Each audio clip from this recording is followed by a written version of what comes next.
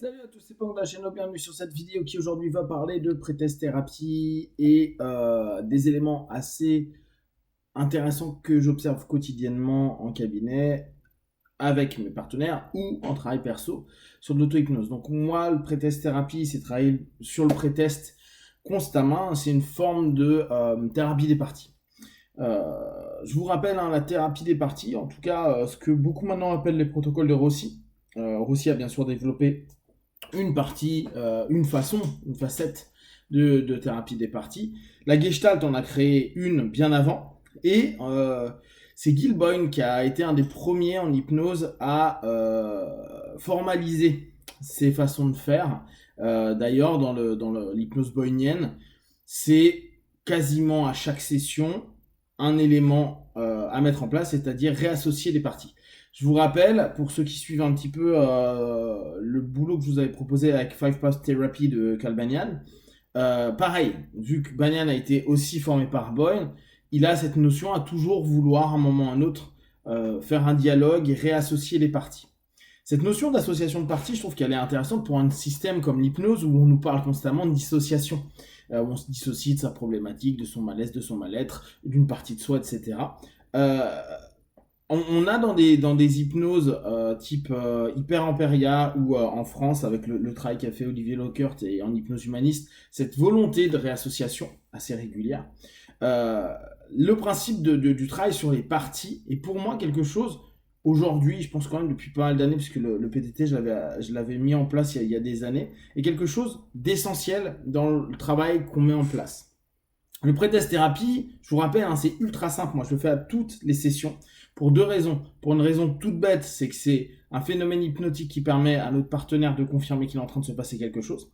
Et la deuxième chose, c'est que on va pouvoir, avec ces deux mains-là, et avec des propositions, des suggestions qu'on va induire à notre partenaire, faire des associations, des dissociations, des repoussés, des choses où on va réintégrer, des choses où on va lourd, léger, repousser, etc. On a plein de façons de faire. Après, c'est à nous d'avoir l'idée qui correspond, savoir ce qu'on va réassocier, dissocier, restructurer, etc.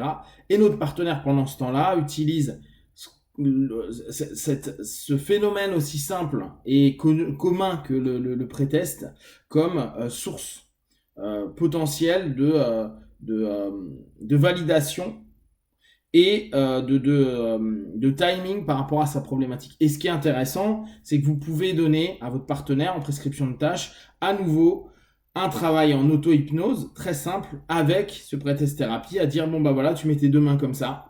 De ce côté-là, il y a ceci, de ce côté-là, il y a cela.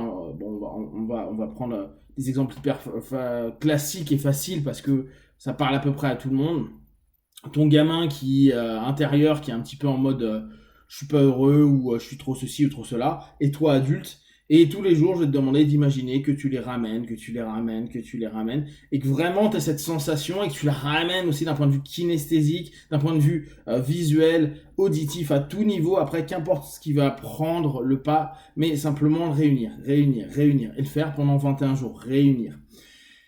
C'est ça qui est très intéressant dans tout ce qui est pré-test thérapie, dans tout ce qui est thérapie des parties, c'est de se dire, on est hyper compartimenté. Hier, j'ai eu une partenaire qui justement, c'était intéressant parce que c'était une de ses stratégies, c'était de compartimenter énormément.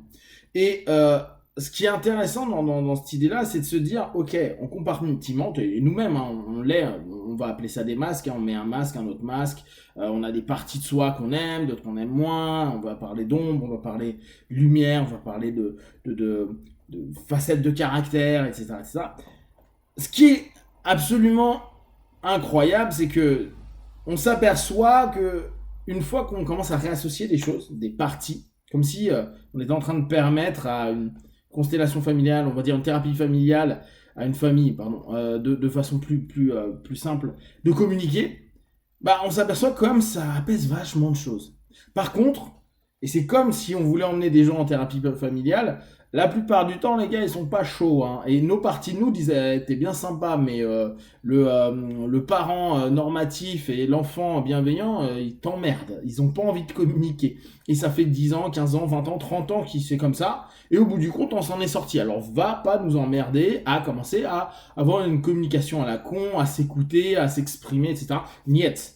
Et pourtant, c'est quelque chose qui, euh, qui apaise énormément. C'est-à-dire que le feedback de ça, c'est génial. Donc on va avoir plein de résistance. Et d'ailleurs, et c'est pour ça que moi j'aime particulièrement tout le travail de phénomène à ce moment-là, c'est on voit les doigts qui ont à bouger comme ça et l'autre qui fait va te faire foutre, je veux pas, et qui s'écarte et on dit non, ça se rapproche les gars. Et là ça fait non, j'ai pas envie. Alors c'est intéressant parce que derrière il y a un feedback qui va être ok mais qu'est-ce qui se passe, non mais je veux pas, c'est une partie de moi, je veux pas aller la voir ou je veux pas qu'il contacte cette partie de moi parce qu'elle va la contaminer.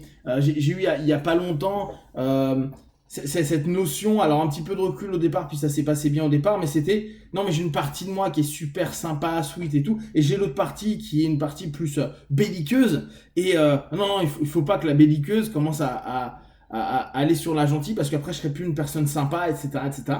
Et ce qui était intéressant, c'est qu'au bout du compte, au fur et à mesure du dialogue qu'il y avait entre les deux parties, les différentes parties, mais là en l'occurrence ces deux-là, et ben, il y a... il y a la partie sympa qui est en fait vachement plus emmerdante depuis des années que la partie belliqueuse qui, elle, a été complètement frustrée et on lui a empêché d'eux alors qu'elle fait que de défendre au moment opportun, en tout cas à des moments opportuns, pour qu'il n'y ait pas justement une sensation de trop se faire écraser, c'est de la protection, de la survie, etc. Et au bout du compte, celle qui était la partie la plus ouverte, c'était la partie qui était la plus belliqueuse, qui voulait carrément aller en contact, et l'autre qui disait ah non, parce que je vais perdre mon espèce de domination intérieure, mon espèce de trône intérieur, et ça fonctionne pas. En tout cas, c'était en désaccord parce qu'il y a plein de choses qui ont besoin de s'exprimer entre temps.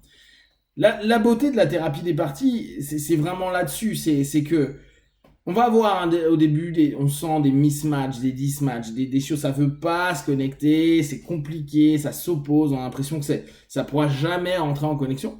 Et puis dès que les dialogues qui parfois vont être un peu durs, voire super durs, voire insultants, voire émotionnellement hyper déstabilisants, etc.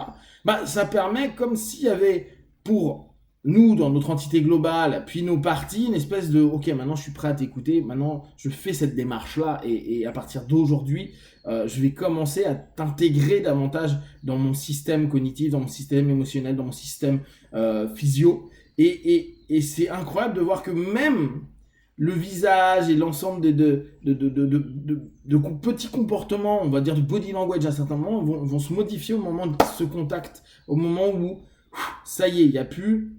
Il y a un apaisement, une paix, un drapeau blanc entre certaines facettes de nous-mêmes. Donc vraiment, moi je vous invite, en tant que praticien et en tant qu'auto-hypnotiseur, de bosser sur ces notions-là, sur ces notions PTT. Si ça vous intéresse, il y a beaucoup de MP3 où vous me voyez faire... vous proposer en fait de faire du PTT. Mais si vous préférez que je recommence à faire un petit cycle, c'est assez court, hein, c'est très simple, là-dessus, n'hésitez pas. Parce que je pense que dans votre travail auto-hypnotique ou dans notre travail avec des partenaires, c'est quelque chose de très intéressant. Et comme je vous dis, moi je le mets au quotidien en place depuis des années.